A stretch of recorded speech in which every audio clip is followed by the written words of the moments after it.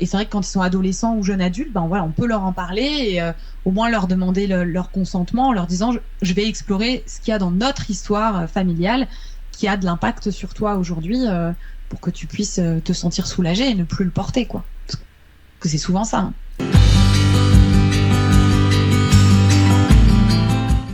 Bonjour tout le monde, bonjour Stéphanie, bonjour Jimmy.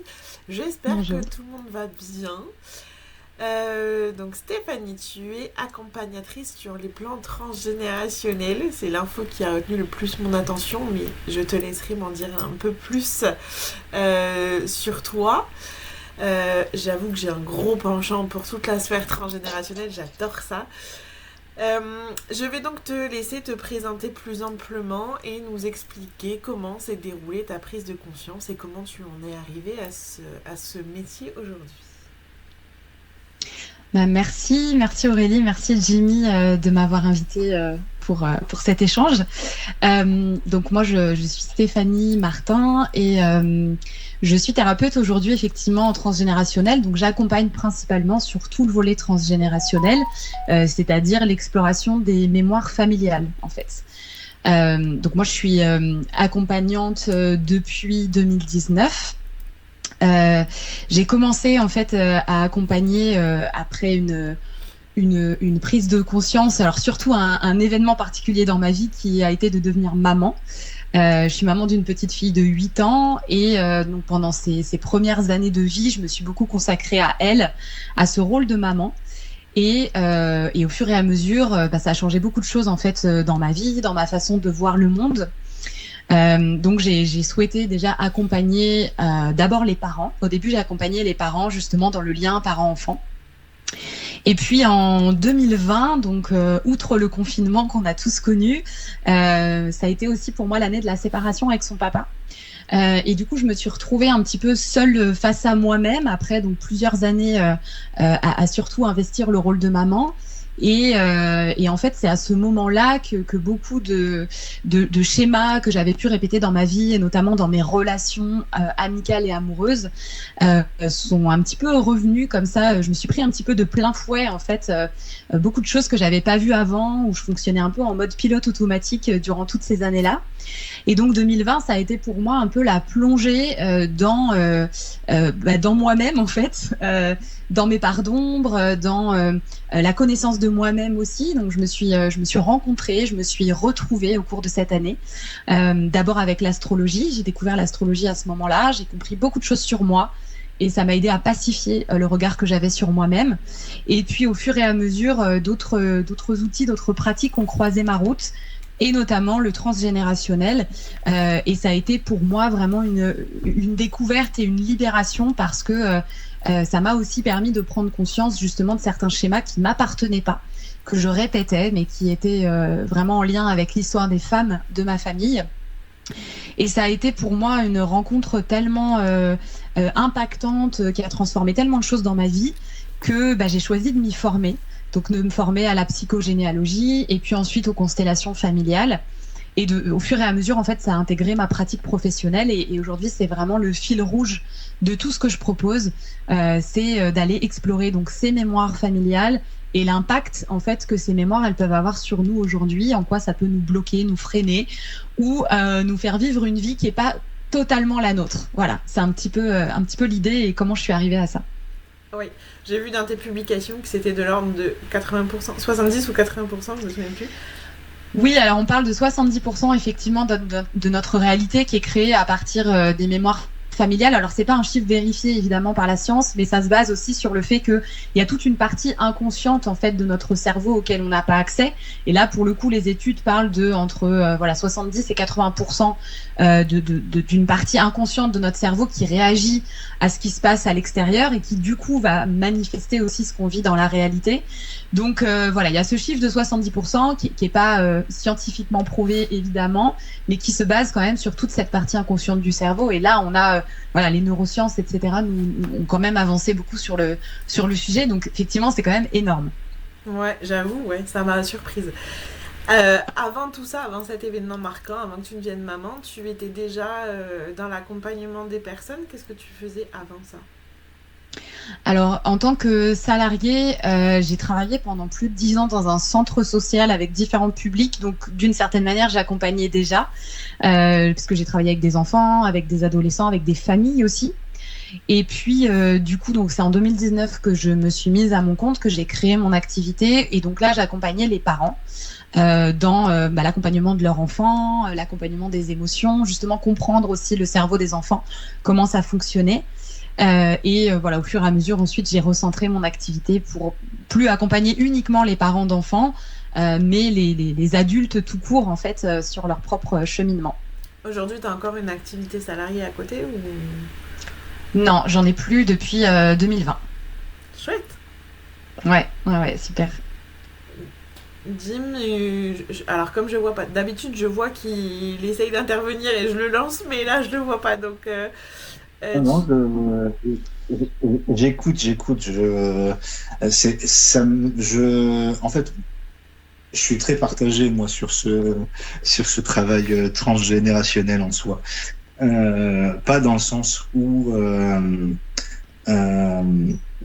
je n'y crois pas ou autre. Hein, c'est que vraiment, je m'interroge parce que forcément, et je pense que plein de gens doivent s'interroger sur cette part-là, même si ça fait partie aussi du travail, etc. Après, la question, c'est vraiment comment ça se manifeste spirituellement parlant. Enfin, qu'est-ce que ça provoque chez toi, surtout. C'est surtout ça mon questionnement. Mm. L'impact, tu veux dire, des mémoires familiales, comment ça peut se manifester Ouais. Bah, en fait, ça peut se manifester de plein de manières différentes. Ça peut se manifester par des blocages dans certains domaines. Par exemple, alors il y a une thématique en ce moment qui revient souvent dans mes accompagnements, c'est la question de l'argent ou du professionnel. Je voudrais évoluer professionnellement, je voudrais, je sais pas, démarrer mon activité par exemple, ou je voudrais avoir de l'argent, gagner de l'argent suffisamment pour en vivre. Et il y a des blocages malgré que je fasse des efforts, que je communique, voilà. Et donc ce blocage-là, alors parfois il peut venir de certaines croyances qu'on a aujourd'hui, mais parfois il va venir de beaucoup plus loin en fait. Et malgré le fait de questionner nos croyances actuelles, de se répéter, je sais pas, des affirmations positives, de faire des rituels d'abondance ou des choses comme ça vient pas. Il y a quelque chose qui bloque et on ne sait pas d'où ça peut venir. Et ben très souvent, il peut y avoir une mémoire familiale dans laquelle on a manqué d'argent, par exemple, mais manqué vraiment, hein, tu vois, on sait pas ce qu'on va manger, on sait pas comment on va vivre, etc. Et il n'y a pas besoin d'aller chercher très loin parce que souvent nos grands-parents ou arrière-grands-parents ont connu les guerres quand même, c'était il y a pas si longtemps que ça, et donc selon là où ils étaient situés, il y a eu des difficultés à ce moment-là. Il y a eu, on parlait de survie pour beaucoup d'entre eux à ce moment-là, et donc ça vient impacter des choses. Il y a une mémoire de manque qui est très présente, et donc je vais avoir peur de manquer. Et donc, comme j'ai peur de manquer, je manifeste du coup dans ma vie ce manque en fait, et je n'arrive pas à avoir l'abondance, même si consciemment.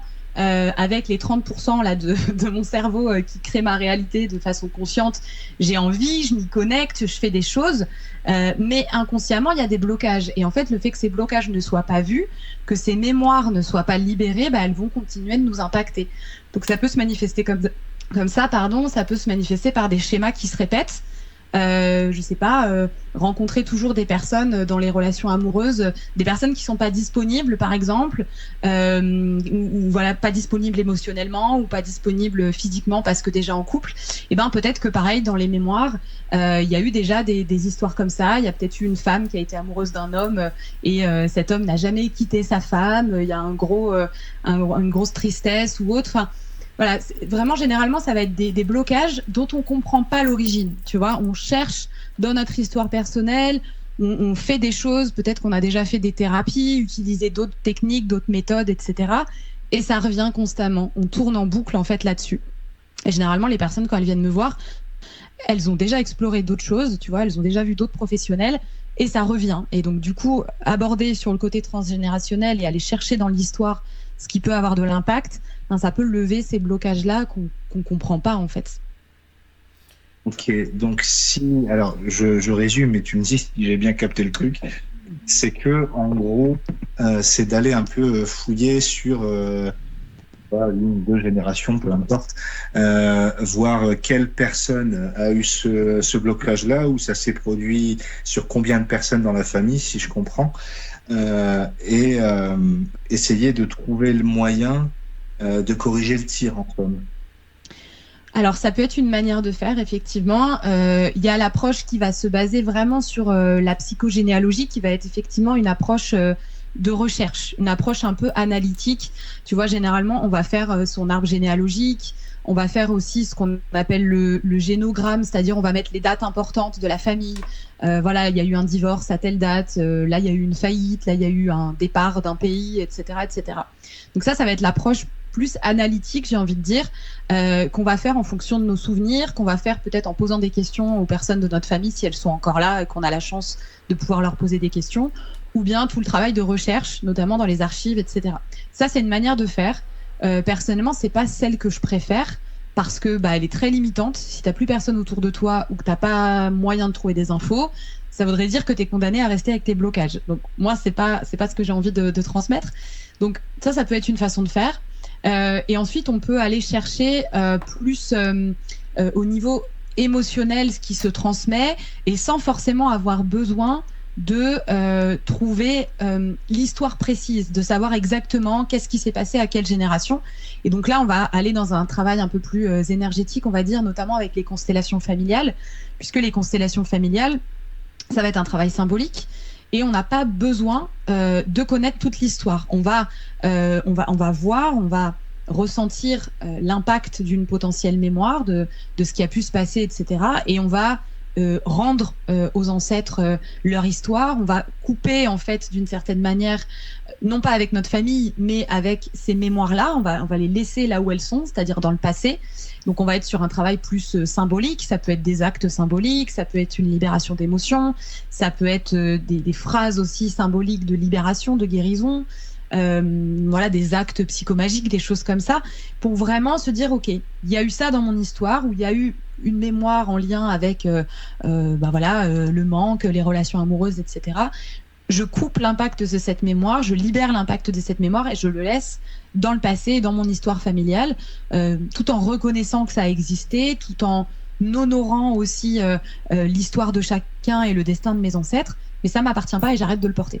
Donc il y a vraiment ces 2 façons de faire qui peuvent être très complémentaires. Parfois je vais travailler avec les 2 méthodes. Quand les personnes ont des infos sur leur famille, autant les prendre.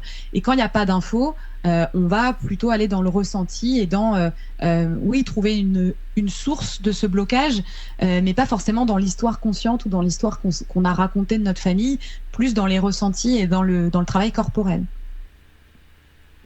Ok, ouais. Du coup là, ça me semble un peu plus clair, du coup, parce que c'est vrai que évoquer comme ça pour les personnes qui ne connaissent pas ou qui sont pas du milieu entre guillemets, ça peut paraître très flou, parce que on le voit pour beaucoup de choses où ça leur paraît un peu flou et contextuel, mais du coup, oui, voilà, pareil. Du coup, ça a bien résumé en soi. Après, ça peut être intéressant, mais ça demande aussi, je pense, un travail vachement poussé, parce que je sais pas si tu t'arrêtes juste au récit de la personne par rapport à sa famille quand il connaît l'histoire de sa famille, parce que je pense que dans certains cas, t'es peut-être obligé de pousser un peu plus loin que les simples dires de la personne. Oui, bien sûr, c'est aussi écouter tout ce qui est pas dit, parce que si on s'arrête aussi simplement à ce qui est partagé par la personne, parfois il y a aussi des histoires qu'on se raconte inconsciemment, tu vois, où on va se répéter des histoires sur la famille, etc., sur ce qu'on a entendu ou sur les projections qu'on en a. Et parfois, c'est d'aller chercher plus loin. Et c'est pour ça que moi, mon outil principal aujourd'hui, comme je disais, c'est pas l'arbre généalogique, le génosociogramme, c'est les constellations familiales, parce que dans les constellations familiales, on peut révéler des dynamiques qu'on ne voit pas, des dynamiques cachées en fait, qui sont justement inconscientes. On peut être très surpris par ce qui ressort de la constellation familiale, mais c'est pour moi un outil qui ne ment pas et qui du coup permet d'aller au-delà justement des histoires qu'on se raconte et du mental, et qui font souvent que on tourne en boucle en fait et on n'avance pas. Ça, c'est pas parce qu'on répète une histoire qu'on va la libérer, parce qu'on se raconte quelque chose en fait. Mais tu vois, très simplement, on m'a posé la question il n'y a pas longtemps par rapport à voilà, blocage professionnel, machin. Et avec ma sophrologue, on a exploré justement juste sur 2 générations en se disant, ok, est-ce que je peux identifier un blocage déjà présent? Et simplement, elle m'a demandé si mes grands-parents, par exemple, manquaient d'argent. Je lui ai répondu que mes grands-parents paternels, mais je suis une petite fille de mineurs de fond, donc forcément, tu sais, d'immigrés polonais, etc. Donc, je suis partie sur ce côté-là. Et quand tu as dit ceux qui en manquaient pendant la guerre, etc., je me suis revue, donc du côté maternel, pour moi, il n'y avait jamais eu de problème de manque. Et pourtant, quand tu regardais leur placard, il y avait toujours 12 boîtes d'avance de chaque truc. Et quand on lui posait la question, papy répondait toujours: t'as pas connu la guerre. Donc en fait, juste de t'entendre le dire, ça fait prendre conscience que finalement, on met pas les bonnes histoires au bon endroit, en fait. C'est assez intéressant. Oui, puis ça peut être un tout, mais c'est vrai que les mémoires de guerre, ben oui, du coup, ceux qui ont vécu la guerre, ils font des provisions au cas où. Voilà, il y a ce truc de manquer qui est très fort. Et puis, tu évoquais du coup la Pologne et les mémoires aussi dans lesquelles on a dû quitter un pays. C'est hyper impactant, non seulement sur le côté financier, parce que généralement on a tout laissé et on a dû redémarrer de zéro, et puis parfois même sur le côté professionnel, parce que ça peut laisser des attentes sur les descendants de on a quitté un pays, on a redémarré à zéro pour que justement on ait une vie meilleure et nos descendants aussi. Donc du coup ils ont intérêt à réussir. Tu vois, il y a un peu ce truc-là inconscient de si vous réussissez pas, du coup on a fait tout ça pour rien, quoi. Ouais, mais après, on voit un peu plus les impacts. Après, moi, je sais très bien qu'il vaut mieux pas que j'aille fouiller du côté de l'histoire familiale, parce qu'alors là, je pense qu'on a des casseroles. Mais on en a tous, hein. Oui, enfin, ma famille, c'est quelque chose. Non, après, je pense, oui, que certainement j'aurai des réponses à pas mal de blocages. Mais après, c'est un outil intéressant en soi. Au-delà des réponses, parce que les réponses, c'est toujours pareil, ça va nourrir notre mental d'avoir des réponses, de comprendre, de se dire ah oui, du coup ça vient sans doute de ça, etc. Ça, c'est une étape qui est importante, mais ça, pour moi en tout cas, dans mon approche, ça doit pas être la seule, parce que comprendre, ça suffit pas. Les mémoires, justement, elles laissent aussi des traces au niveau cellulaire, au niveau de l'expression de nos gènes. Donc ça, on en parle beaucoup aujourd'hui avec l'épigénétique. Et juste comprendre, en fait, ça va pas forcément libérer les blocages, ça va pas libérer l'impact des mémoires. Et du coup, tout ce qui n'est pas libéré, alors ça peut sembler fataliste comme ça, mais moi, j'ai au contraire une vision hyper positive qui est que on a la capacité en fait de libérer toutes ces mémoires-là et justement après de ne pas les transmettre. Donc voilà, on peut se dire oui, 70% de nos mémoires, etc., c'est un peu anxiogène, mais pas du tout. Moi justement, je suis hyper optimiste là-dessus et je trouve qu'aujourd'hui on a les moyens justement d'avancer là où nos ancêtres, ne serait-ce que nos parents et puis encore plus nos grands-parents, n'avaient pas toutes ces possibilités-là et de manière générale, parce que il n'y avait pas autant d'outils de développement personnel ou autre. Évidemment, c'était pas la priorité. La priorité, c'était de survivre. Aujourd'hui, on a cette chance-là et du coup, moi, je crois profondément qu'on a tous la capacité de pouvoir déposer toutes ces mémoires-là, tous ces blocages-là, peu importe notre histoire. Déjà pour nous, pour s'en libérer, et puis pour les générations futures. Et puis j'aimerais juste préciser, et tu me couperas si je me trompe, mais c'est pas parce qu'on a déjà nos enfants que c'est trop tard. C'est-à-dire que moi j'ai libéré un blocage là sur ma maman il y a pas longtemps et j'ai vu une nette différence sur ma fille qui a 15 ans en quelques jours de temps. Ça l'a aussi, elle, libérée de façon complètement inconsciente. Donc, c'est pas parce qu'on a déjà nos enfants que c'est trop tard de faire le travail pour eux. Ah oui, exactement. Et puis, on n'a pas besoin non plus d'attendre d'avoir tout libéré pour avoir des enfants. Parce que ça aussi, parfois, je l'entends. Et si on attend, clairement, je pense qu'on ne fait pas d'enfants. Parce qu'on n'a jamais terminé. Enfin, voilà, il y a tellement de choses à explorer. On leur refilera toujours des traumatismes. Il y a tous ceux dont on n'aura jamais conscience et qu'on leur refilera juste parce que on n'a pas les modes d'emploi et que personne n'est parfait. Et puis de toute façon, on vient tous, moi c'est ma croyance, mais on vient tous sur Terre pour évoluer. Donc nos enfants, même si on essaye d'alléger leur sac à dos au maximum, et tant mieux, ils ont leur propre bagage et ça, ce sera à eux d'aller œuvrer là-dessus s'ils le souhaitent. Donc, on peut faire du ménage, on peut s'occuper déjà de nos propres histoires, ça c'est sûr, mais on peut pas non plus faire en sorte qu'ils arrivent vierges de tout. C'est pas possible. En fait. J'adore dire, ma fille, je peux pas la protéger de tout. Mon rôle de parent, c'est de lui donner les armes pour apprendre à se défendre elle-même. C'est exactement ça, au final. Sur tous les plans. Oui. Oui, effectivement. Et puis, de prendre la responsabilité en tant que nous, parents et adultes, d'œuvrer en fait sur nos propres blocages. Comme ça, au moins, on sait qu'on va pas leur refiler. Ou le moins possible. Voilà, on peut dire ça comme ça. On a beaucoup parlé du transgénérationnel et sur ton profil Instagram, tu nous diras s'il y a d'autres supports sur lesquels tu travailles en priorité. Tu parles aussi de yin yoga et de breathwork. J'aimerais que tu nous expliques à nous et à ceux qui nous regardent, parce que le yin yoga, j'ai une vague idée, mais alors le breathwork, je ne sais pas du tout ce que c'est. Donc est-ce que tu pourrais nous en dire un peu plus là-dessus, comment ça se déroule, et si c'est des disciplines qui se sont rajoutées au transgénérationnel ou si tu as commencé avec ça et que ça c'est parti après? En fait, tout s'est fait à peu près en même temps. Hein. La première chose qui est arrivée, c'est l'astrologie. Et puis après, il y a plein d'outils en parallèle du transgénérationnel. Le yin yoga et le breathwork, pour moi, ça fait partie de ma boîte à outils, on va dire, de pratiques plutôt corporelles. Donc, pour accompagner justement les libérations, etc. Moi, j'aime passer par le corps, comme je le disais, et pas que par la tête. Et donc, alors le yin yoga, c'est du yoga, mais c'est du yoga vraiment très doux, qui va étirer le corps, qui va détendre le système nerveux, assouplir aussi le système nerveux. Donc, c'est vraiment pour revenir à soi, pour revenir au calme, pour revenir à la détente. Parce que explorer le transgénérationnel, comme toute thérapie un petit peu où on va creuser, ça peut être très activant pour le système nerveux, ça peut réveiller des émotions, etc. Donc moi, j'aime bien utiliser le yin yoga qui est vraiment très doux, notamment dans les retraites que je propose ou les espaces en présentiel pour réguler un petit peu et revenir au calme. Ça permet aussi de libérer les émotions, le yin yoga, même si c'est très doux.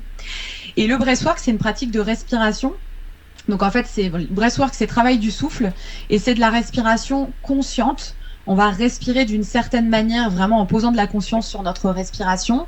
Et c'est une respiration qui amène dans des états modifiés de conscience et qui permettent justement d'accéder à des mémoires. Donc moi, en breathwork, j'ai beaucoup connecté, pas que, mais beaucoup à des mémoires transgénérationnelles, justement. Et donc, c'est aussi une méthode de libération des émotions. Ça permet de refaire circuler l'énergie à l'intérieur de nous, de vivre des choses parfois assez incroyables dans cet état modifié de conscience. Et donc, c'est pareil, c'est une pratique que j'intègre principalement dans les espaces collectifs, qui est aussi une manière de travailler sur ces mémoires, mais d'une autre façon, en fait. Je suis désolé, je vais devoir vous abandonner. Je prépare mon fils pour le rendez-vous qu'on a juste après, et moi aussi. En tout cas, ça a été un plaisir d'échanger avec toi, Stéphanie. J'espère que j'écouterai l'interview de toute façon pour savoir la suite. J'espère qu'on pourra échanger aussi en privé. J'aimerais en savoir un peu plus du coup. Avec plaisir. En tout cas, merci beaucoup pour ce temps d'échange et je vous dis à plus tard. Et Aurèle, encore désolé, je ne vais pas pouvoir rester plus que ça. Je comprends. Merci Jimmy. Avec merci plaisir. À bientôt. À bientôt, ciao. Au revoir. Du coup, ce sont des pratiques, si on revient sur ce qu'on disait juste avant, qui sont complémentaires, on va dire, du transgénérationnel. Et du coup, tu as répondu un peu à la question suivante qui parlait de l'astrologie. Tu disais que tu avais d'abord rencontré l'astrologie avant le transgénérationnel. Est-ce que du coup, vu que tu parles de constellation familiale, c'est indissociable, l'astrologie du transgénérationnel ? Non, c'est vraiment deux outils différents que moi j'ai intégrés ensemble, mais c'est différent et tout le monde les utilise pas ensemble. Moi, je me suis d'abord formée en astrologie pour m'accompagner et accompagner les personnes à mieux se connaître, à mettre le doigt sur leurs dons, leurs potentiels, mais aussi leurs ombres, leurs difficultés. Donc vraiment comme un outil de meilleure connaissance de soi. Et puis quand j'ai découvert le transgénérationnel, j'ai découvert qu'on pouvait aussi utiliser l'astrologie et donc la lecture de la carte du ciel, qui est en fait une photographie du ciel au moment de notre naissance, on peut aussi le lire sous le prisme justement des mémoires familiales. On peut aller lire la symbolique de la représentation de nos figures parentales, donc de la figure maternelle, de la figure paternelle. On peut aller voir certaines thématiques en fait qui ressortent. C'est pas des vérités évidemment, c'est toujours à prendre avec de la distance. Mais aujourd'hui, moi, j'utilise l'astrologie comme un support à la discussion. Quand je rencontre quelqu'un ou que j'accompagne quelqu'un, on va souvent démarrer par une lecture de sa carte du ciel du point de vue des mémoires. Et donc, moi, je vais aborder certaines thématiques en fonction de ce que je vois et voir comment ça résonne dans l'histoire de la personne. Donc voilà, on peut voir un peu quelles peuvent être les attentes inconscientes du système familial sur nous. On peut voir quels sont les domaines dans lesquels il peut y avoir des croyances qui nous impactent. On peut voir aussi quels sont les domaines dans lesquels il peut y avoir des secrets, des tabous, des choses non dites. Et donc souvent, ça amène déjà, on débroussaille pas mal le terrain en fait en commençant par l'astrologie. Et ça nous permet d'aller ensuite plus précisément sur un ou plusieurs points qui sont ressortis et ensuite de travailler en constellation par exemple ou avec d'autres pratiques. Ok. Du coup là si on devait commencer, alors déjà est-ce que ça se passe en un rendez-vous? Quand il y a quelqu'un qui te contacte pour aller creuser en ayant déjà fait une première partie du travail qui suffit pas, on a dit en thérapie parce que évidemment il faut d'abord chercher de ce côté-là et on encourage tout le monde à d'abord consulter la médecine et la psychologie avant, mais j'aimerais savoir de quoi tu as besoin et comment ça se constitue. Admettons là je suis là pour prendre rendez-vous, quelles vont être les démarches premières et quelles choses tu vas pouvoir trouver très rapidement. Mmh. Bah, en fait, généralement, moi, j'aime bien commencer par un échange, soit un échange téléphonique, soit, tu vois, une petite séance, ce que j'appelle les séances flash, déjà pour prendre un peu contact avec la personne et voir si je suis la bonne personne aussi pour l'accompagner. Et donc, généralement, je vais demander, bah voilà, quels sont les blocages actuels ou qu'est-ce qui fait que tu t'intéresses au transgénérationnel, qu'est-ce qui pourrait y avoir pour toi en ce moment. Et donc, en fonction de la thématique, je vais poser des questions. Par exemple, tu vois, tu parlais tout à l'heure de l'argent. Enfin, on a évoqué le domaine de l'argent. Et donc, moi, une des questions que j'aurais posées, effectivement, c'est quelle a été ta vision de l'argent et du côté financier transmise par tes parents ou les personnes avec lesquelles tu as grandi. Est-ce que l'argent, c'était un sujet? Est-ce qu'on en parlait? Est-ce qu'on entendait des croyances? Par exemple, l'argent fait pas le bonheur. Ou au contraire, pour être heureux, il faut avoir beaucoup d'argent. Des choses comme ça, tu vois, déjà partir des choses un peu conscientes. Ensuite, effectivement, je t'aurais demandé, est-ce qu'il y a eu des mémoires en lien avec l'argent dans la famille? Est-ce qu'il y a eu donc du manque? Est-ce qu'il y a eu des faillites? Parce que ça aussi, ça peut être hyper important. Des gens qui ont tout perdu, des choses comme ça. Des conflits autour d'un héritage, par exemple. Enfin, tout ce qui peut avoir un lien avec l'argent. Comme je disais tout à l'heure par rapport à l'argent, je pose aussi toujours la question de est-ce qu'il y a des mémoires de déplacement géographique, des déracinements, voilà. Donc déjà là, ça peut permettre de mettre en lumière certaines choses. Voilà, comme tu le disais sur la guerre et puis les placards remplis, ça a mis déjà en lumière quelque chose. Donc on a identifié. Et donc ensuite, si on veut aller plus loin, effectivement, là on va passer en séance individuelle. Donc soit, moi je propose plusieurs formules. Soit on fait une séance, par exemple astro. Ça met en lumière des choses, la personne va identifier, puis après, si elle veut aller libérer avec quelqu'un d'autre, avec d'autres outils, d'autres approches, il n'y a pas de souci, libre à elle. Soit elle sait déjà où elle veut aller, et on va tout de suite faire une constellation parce qu'on a assez d'infos et on va aller plutôt sur l'étape de libération.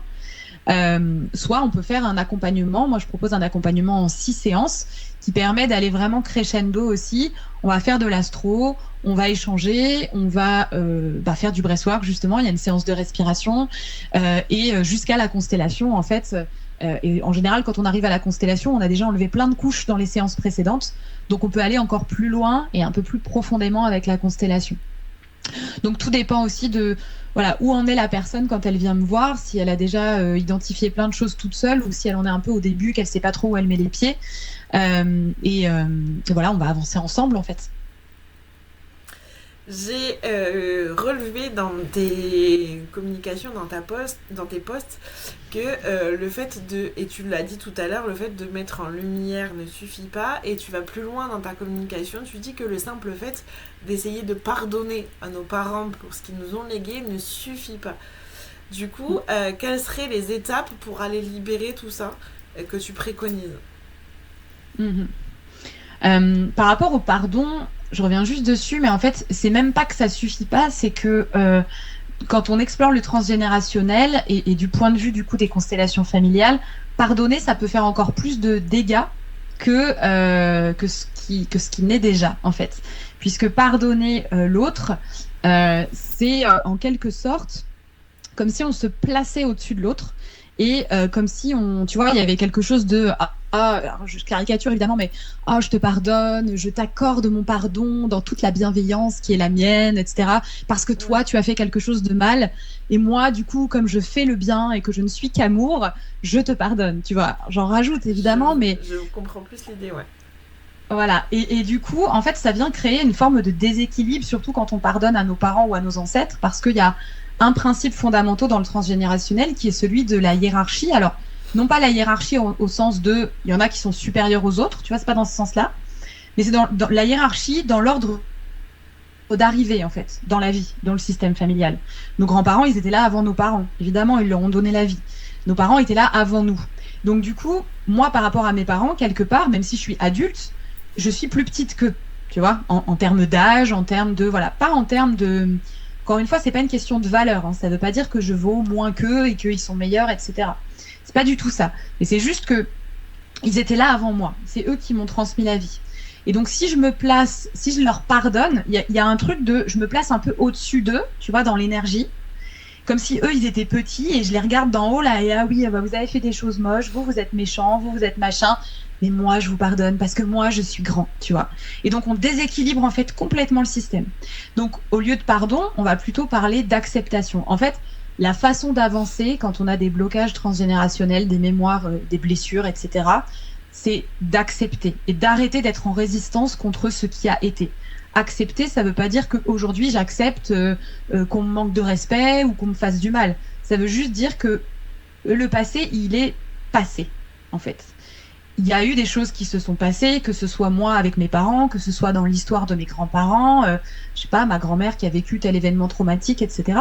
Et en fait, tant que je continue à être en boucle dessus, tant que je continue à dire oui, la source de tous mes problèmes aujourd'hui, c'est mes parents, parce qu'ils ont fait ci, parce qu'ils ont fait ça, je n'avance pas, en fait. Ça fait du bien à mon mental de dire ça, ok, mais j'avance pas. Je suis toujours en train de ressasser, de tourner en boucle. Donc, le travail aussi en constellation, c'est d'accepter, ok, ça s'est passé. De toute façon, je peux pas le changer. Par contre, aujourd'hui, je peux choisir d'aller de l'avant, d'arrêter de répéter ce truc-là, d'arrêter de répéter ce schéma de manque parce que mes ancêtres ont manqué, etc., etc. J'accepte et je laisse au passé ce qui est passé. Je laisse à mes parents leur responsabilité de ce qu'ils m'ont fait, par exemple. C'est leur responsabilité à eux en tant qu'adultes. Moi, je choisis d'avancer et potentiellement de faire différemment avec mes propres enfants. Mes grands-parents qui ont vécu telle ou telle chose, je leur laisse leur histoire, c'est à eux en fait, et j'arrête de le porter et j'arrête du coup de le reproduire. Donc il y a vraiment une question d'acceptation et de reconnaître aussi l'impact que ça a pu avoir sur moi. Ça c'est aussi important parce qu'il ne s'agit pas non plus en acceptant d'être dans le déni ou de se dire bon bah finalement c'est pas très grave ce que j'ai vécu, etc. Non, j'ai besoin de reconnaître pleinement que ok, ça a pu avoir de l'impact, que ça a créé telle ou telle émotion, telle ou telle blessure, mais c'est passé et je le laisse dans le passé. Et tant que je fais pas ça, j'avance pas en fait, je continue de tourner en boucle. Ouais. On a vu avec les invités précédents l'importance du choix des mots et effectivement le mot pardon par exemple est tellement utilisé aujourd'hui qu'on oublie un peu la dimension que tu as reprécisée et je trouve que c'est vraiment bien de voir. En gros, ce que j'en comprends, c'est comme si on assistait à un jugement de nos héritiers et on disait allez, aujourd'hui je tape tout de tous tes trucs. Et tu vois, je n'avais plus, parce que je pense qu'à un moment ou un autre, j'ai dû avoir conscience de cette notion-là. Je n'avais plus parce qu'en général, la façon dont moi je travaille sur moi, je pardonne à moi-même plus qu'aux autres. Oui, tu vois. Bien sûr. Je pardonne d'avoir laissé faire les choses, par exemple. Et dans ce pardon à soi-même, il n'y a pas de supériorité. Donc j'ai perdu cette dimension de supériorité et c'est chouette de se le rappeler. C'est important d'utiliser les bons mots au bon moment. Et le pardon à soi-même, il est hyper guérisseur, évidemment. Avant tout, c'est avec soi, comme tu dis, et avec les parts de soi aussi qu'on va se réconcilier. Donc c'est hyper important cette vision-là. Ouais. Ouais. Donc là, ce que j'en retiens, c'est que c'est plus, on fait une photographie de tout ce qui s'est passé. On est conscient de tout ce qui a pu se passer, mais on déculpabilise un peu quelque part en se disant, bon voilà, stop, ça s'arrête là. C'est ok, c'est passé, ça a eu tel impact, j'ai laissé impacter ma vie sur autant de temps. Aujourd'hui, stop, ça s'arrête. C'est juste ça, en fait. Ouais, exactement, exactement. Et plus on a du mal justement à accepter que les choses se sont passées comme ça, plus il va y avoir, comme tu disais, enfin, tu dis on déculpabilise, donc plus il va y avoir de la culpabilité ou autre, plus la mémoire en elle-même ou la blessure en elle-même, elle va prendre de l'importance en fait. Donc voilà, prendre les responsabilités des choix que nous on a fait ou de ce qu'on a laissé faire et rendre à chacun ses responsabilités. Mes grands-parents ont été adultes, ils ont les responsabilités dans les choix qu'ils ont faits. Mes parents aussi, et c'est pas mes responsabilités à moi. Donc c'est aussi rendre à chacun sa place quelque part. Ouais, c'est chouette, j'adore. Du coup, tu disais tout à l'heure que le transgénérationnel, en ce moment, c'était beaucoup porté sur le professionnel, dans ce que tu avais. Sur quelle autre partie de nos vies ça peut autant impacter que sur... Bon, on a parlé d'argent, on a parlé de professionnel. Sur les relations humaines, je pense que ça doit aussi avoir un impact sur les relations amoureuses. Mais est-ce qu'il y a d'autres domaines dans lesquels ce serait bénéfique, auxquels instantanément on ne penserait pas forcément ? Ouais, la première chose qui me vient, c'est dans le fait de trouver et de prendre sa place dans le monde, tu vois, de se sentir à sa place en fait. Et ça, alors il y a plusieurs pistes aussi, hein, il y a plusieurs hypothèses évidemment en fonction des histoires. Les mémoires de déracinement géographique, encore une fois, ça peut avoir de l'impact sur le fait de trouver sa place. Tu sais, je me sens nulle part chez moi, je me sens nulle part à ma place. Oui, mais peut-être qu'il y a quelque chose qui a été coupé. Moi, il y a pas longtemps, j'ai accueilli une femme qui me dit, on pense peut-être que du côté de ma mère, il y a des origines de tel ou tel pays, mais en fait, on ne sait pas. C'est que des hypothèses. Ma grand-mère, elle en parle pas, etc., etc. Donc, à un moment donné, il y a une rupture aussi dans les racines. Et pour moi, pour pleinement se sentir à sa place aujourd'hui, il faut aussi savoir d'où on vient. Tu vois, l'arbre, il a des racines. Et voilà, ces racines, si c'est coupé des racines, l'arbre, il meurt en fait. Donc il peut y avoir cette notion-là et souvent la question de la place aussi. Alors je fais pas de généralité hein, évidemment parce que ça dépend de chacun, mais il y a très souvent quelque chose autour de mémoire d'enfants, soit qui n'ont pas été désirés, soit qui ont été cachés, soit qui sont nés illégitimement. Donc des enfants qui n'avaient pas leur place dans le système familial, tu vois. Par exemple, père inconnu ou là il y a pas longtemps aussi pareil, une femme. C'est sa grand-mère qui a eu sa mère très très jeune. On ne connaît pas le père, elle a jamais voulu en parler, donc en plus on ne sait pas trop, tu vois, s'il y a eu une agression ou autre hein, autour de la naissance. Et du coup, sur 3 générations, le premier enfant de chaque génération, soit c'est un déni de grossesse, une grossesse non désirée, un enfant qui va pas bien et qui du coup arrive pas à trouver sa place, parfois des grosses complications pendant la grossesse ou à l'accouchement. Enfin, voilà, sur plusieurs générations, en fait, il y a quelque chose de très très fort sur le premier enfant. Et donc, voilà, on est remonté à cette mémoire d'enfant dont on ne connaît pas le père. Donc, ça pose 2 choses. La première, le premier enfant de chaque génération, est-ce qu'il a vraiment le droit de vivre? Est-ce qu'il a vraiment le droit d'avoir sa place? Tu vois, c'est cette croyance-là qui se transmet. Et la deuxième chose, c'est que du coup, il y a un membre de la famille qu'on ne connaît pas et du coup qui n'est pas inclus, c'est-à-dire ce grand-père. On ne sait pas qui c'est le père, donc forcément, il n'a pas sa place. Ah oui, mais quand il y a un ancêtre qui n'a pas sa place, ça déséquilibre aussi le système. Et ça peut faire que nous-mêmes, descendants, on ne trouve pas notre place. Plus je t'entends parler et plus je me dis que en fait, je m'en suis pas si mal sortie. Ça te parle, cette mémoire? Oui, complètement, parce que je te disais que donc mes grands-parents paternels, enfin ma grand-mère paternelle venait de Pologne, mais sa mère à elle a été trouvée. En fait, c'est un enfant qui a été abandonné. Alors mon oncle, enfin mon parrain s'est amusé à nous raconter que c'était une petite fille de tsar et comme c'était une fille, le premier truc, on l'avait abandonnée. Et peut-être qui sait s'il faut, il est pas dans le faux. Mais effectivement, on connaît pas cette partie-là. Et puis, je me souviens d'un jour dans mon adolescence où Mes frères, comme tout frère et sœur, un jour te disent t'as été adopté, toi, de toute façon, tu nous ressembles pas. Alors que c'est faux, on se ressemble comme deux gouttes d'eau, mais bon. Et j'ai voulu aller vérifier, et ma mère, sur le coup de la colère, m'a expliqué que de toute façon, moi, elle ne me voulait pas. Tu vois. Ouais. Et je suis le deuxième enfant, et je n'en ai eu qu'un, moi, perso. Le deuxième, je l'ai pas voulu. Ça a été... Donc ouais, mais alors franchement, je crois que on a tous finalement, si on cherche bien, même si on a tous l'air... si on peut paraître normal, je veux dire sans gros trauma, finalement, dès qu'on creuse un peu, ça parle de ouf. Ça me fait penser à une question qui n'était pas prévue, mais c'est pas grave, c'est pas très dérangeant. Est-ce que tu dirais qu'il y a eu un âge limite pour commencer ce travail-là? Est-ce qu'il y a... parce que on discutait justement ce matin avant l'enregistrement avec Jimmy, on a des ados qui sont à la frontière de la dépression, et on se disait que... on a vu des chiffres alarmants, comme quoi 38% de la population sur le... Alors, il faudrait aller vérifier les chiffres, je me souviens plus où je l'ai vu, des 4e à la terminale étaient en dépression profonde à cause du stress, de la pression. Alors, on sait, ouais, c'est fou. Et il y a toute une pression écologique, toute une pression scolaire, sociale. Mais du coup, est-ce que pour ces ados-là qui sont déjà fragilisés, est-ce que tu préconiserais effectivement peut-être un travail différent, ou de faire le travail, ou c'est trop tôt, c'est trop fragile et ils sont pas prêts? Alors généralement, on va quand même attendre la majorité, tu vois, pour qu'il y ait aussi une certaine construction psychique, entre guillemets. Parce que l'adolescence, en plus, au niveau du cerveau, il y a pas mal de choses qui se remettent en place, etc. Donc on va pas trop y toucher.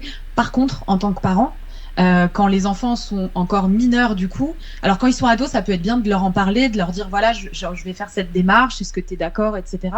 Mais on peut aller explorer, parce que les enfants, en fait, dans un système familial, ils viennent mettre en lumière justement les choses qui dysfonctionnent, tu vois. Donc, en tant que parents, même si c'est pas nous qui sommes touchés directement, on est touchés dans la relation à nos enfants, forcément, ça impacte la relation à nos enfants. Donc, on peut aller explorer pour mettre en lumière ce que nos enfants, ils portent, en fait, tu vois. Qu'est-ce qu'ils portent et qu'est-ce qu'ils viennent mettre en lumière. Et donc, moi, je peux aller faire ce travail-là, explorer dans ma propre histoire ou poser une constellation dans le but de soulager, justement, mon enfant et de mettre en lumière sur tout ce qui a besoin d'être vu dans le système pour que mon enfant, il ait plus besoin de le porter. Et il y a beaucoup de thérapeutes. Je pense notamment à un psychanalyste, alors il fait pas de constellation, mais c'est un psychanalyste qui est vraiment axé sur le transgénérationnel, Bruno Clavier, qui a écrit beaucoup de livres. Lui, il reçoit des enfants, donc il part des problématiques des enfants, mais il y a les parents dans son cabinet et il pose des questions aux parents sur leur histoire familiale pour que ça ait de l'impact sur l'enfant, tu vois. Ouais. Donc il va pas travailler directement avec l'enfant, il prend ce que l'enfant vient mettre en lumière, que ce soit par des rêves, des comportements ou des dessins. Et ensuite, il va explorer l'histoire familiale des parents. Et ça, c'est quelque chose qu'on peut tout à fait faire en constellation jusqu'à ce que l'enfant soit majeur, on va dire, ou capable de le faire lui-même.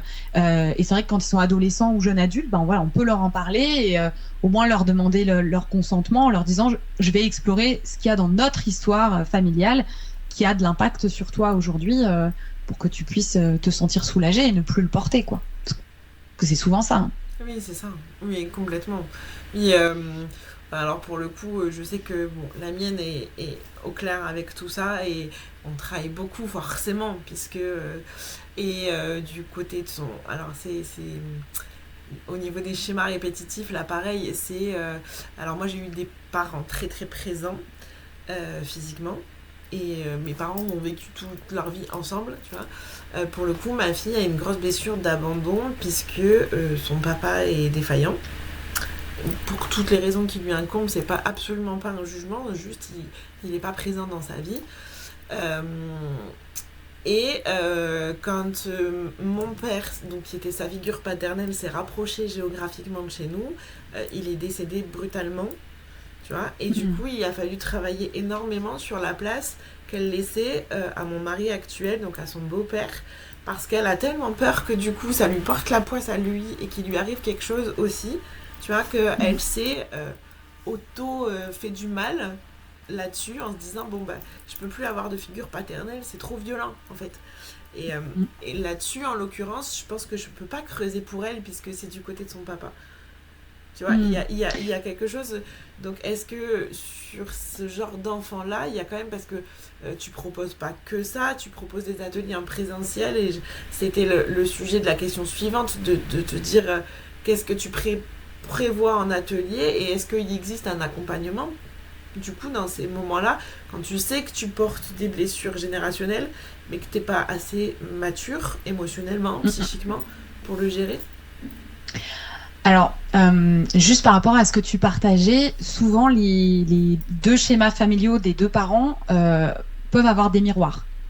Donc, quand on va travailler quand même d'un côté, même si on a l'impression que c'est plus de l'autre côté et qu'effectivement on peut pas le faire, Oui. tu peux pas le faire pour son papa, ça c'est évident. Mais par contre, il peut y avoir des miroirs. Et juste moi, ce qui m'a interpellée dans ce que tu partageais, quand tu parlais du côté polonais de ta famille, tu as parlé d'abandon. Oui. Je sais plus si c'est ta grand-mère ou ton arrière-grand-mère Ouais, du coup qui a été abandonnée. Ouais. Donc il y a quand même un schéma d'abandon aussi de ton côté, tu vois, qui Oui. pourrait être intéressant Oui. peut-être à aller explorer différemment. Ah oui, je dis pas qu'il y a rien à travailler de mon côté. Je dis juste qu'on peut pas faire tout le travail du coup pour eux. Non, effectivement. Après, non, moi, c'est vrai que je travaille plutôt avec des adultes, hein, même dans les espaces en présentiel. Il y a certains thérapeutes, je sais, qui reçoivent des enfants ou des adolescents et qui vont travailler de manière différente. Mais moi, pour le coup, c'est pas quelque chose que je fais. Moi, je suis vraiment plus à l'aise à accompagner des adultes, que ce soit en présentiel ou dans les accompagnements, là, comme j'évoquais tout à l'heure, à distance notamment. Du coup, dans tes ateliers présentiels de groupe, puisque c'est ce que tu proposes, Oui. qu'est-ce que vous travaillez en groupe différemment d'un rendez-vous individuel, par exemple? Qu'est-ce que tu proposes en atelier, en gros? Ouais, bah déjà ça va être des événements plutôt sur des thématiques, donc soit sous forme d'immersion de 2 jours, soit sous forme de retraite de 3 jours. Donc la différence entre les deux, c'est que vraiment les retraites, c'est tout le package, c'est du matin au lever jusqu'au soir au coucher, et les immersions, c'est simplement la journée, donc plus sous forme de stage avec des horaires précis. Et donc généralement, c'est sur des thématiques. Là, par exemple, en février, je vais avoir une immersion qui est vraiment axée sur les mémoires de la lignée féminine.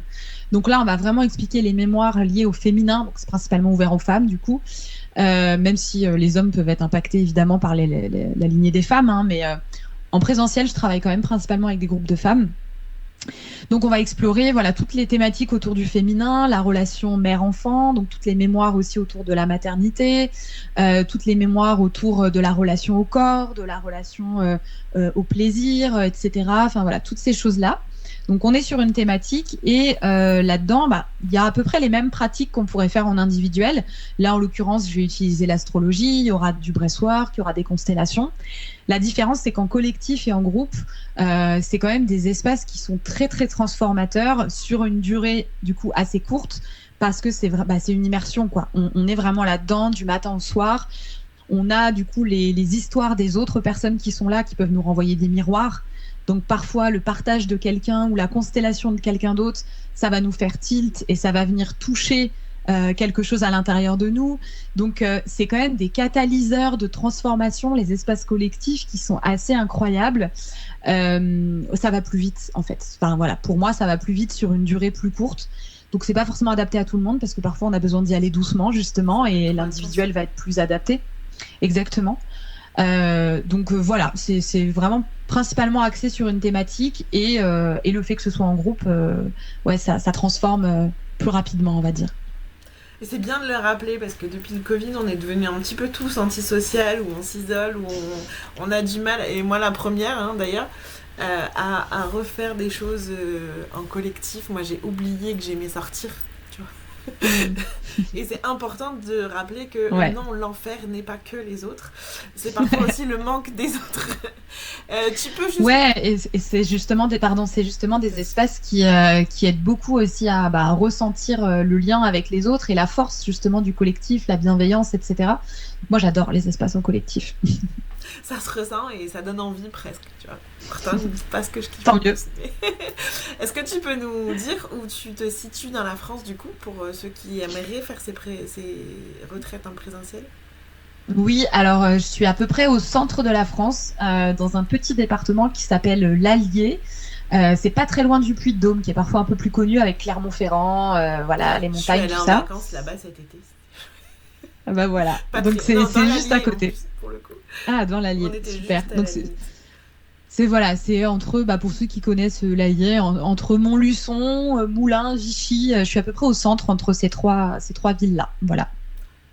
Je suis allée à côté de Servan. Tu dois connaître, c'est par là. Oui, je connais, exactement. Trop bien. Ouais. On va... du coup, non, juste une dernière question. Tu parlais de retraite. Du coup, pour ceux qui seraient plus loin et intéressés par des retraites, il y a un endroit où dormir, je suppose. C'est compris dans le package? Oui, exactement. Donc les retraites, il y a les nuits. En fait, tous mes événements, je les fais dans une maison d'hôtes. Donc dans les retraites, effectivement, c'est compris dans le package. Dans les immersions, c'est pas compris dedans, mais il y a toujours des chambres qui sont libres. Donc après, il y a possibilité de réserver sa chambre sur place, les repas, tout ça. Et voilà. Et du coup, cette maison d'hôte, elle est plus proche justement du Puy-de-Dôme et de Vichy, donc pas très loin de l'autoroute. En plus, c'est facilement accessible. Trop bien. C'est bien comme ça ouvre la porte à plus de personnes autour. Il y a une petite dernière question qui est un rituel chez nous et dont tu n'as pas eu la connaissance. C'est très rapide, ça dure 2 minutes. Je te pose des questions à 2 choix et je te demande d'y répondre sans réfléchir. Et tu verras qu'en général, on comprend vite ce qui se cache derrière. On n'a pas beaucoup à parler de spiritualité parce que pour ceux qui nous regardent, l'émission s'appelle donc Quoi de paranormal dans une vie normale et on n'a pas abordé le thème spiritualité parce que en échangeant toutes les deux, tu m'as expliqué que c'était pas la dimension que tu donnais à ton métier, mais j'ai quand même noté que tu parles d'énergie et c'est juste le choix du mot. Donc la première question parle de spiritualité, mais prends-le comme tu le sens toi en termes d'énergie, plus que dans la généralité qu'on peut y mettre, ok? Du coup, la spiritualité, est-ce une chance ou un fardeau? C'est une chance. Noir ou blanc? Blanc. Montagne ou campagne? Une campagne. Champagne ou cocktail? Cocktail. Prévu ou imprévu? Plutôt prévu quand même. Méditation ou marche? Méditation. Nettoyage ou protection? Protection. Écriture ou lecture? Lecture. Et enfin, citron ou fraise? Fraise. Ah, le réconfort. Trop chouette. Mais écoute, merci pour ce moment, c'était super intéressant. Je mets dans la description tous tes contacts pour ceux qui nous regardent et qui voudraient prendre rendez-vous avec toi ou en savoir plus juste. Je vais te laisser le mot de la fin. D'habitude je le laisse à Jimmy, mais encore une fois il a dû s'échapper avant. Du coup je te laisse le mot de la fin. Je vous remercie tous de nous avoir suivis. Vous êtes de plus en plus nombreux et ça nous touche énormément et on a à cœur de vous montrer effectivement différentes facettes de ce qu'on englobe dans la spiritualité au sens général, parce que effectivement il n'existe pas une vérité, mais nous avons chacun la nôtre et c'est très intéressant de découvrir différentes façons de voir les choses tous les jours. Merci, merci Aurélie, merci Jimmy.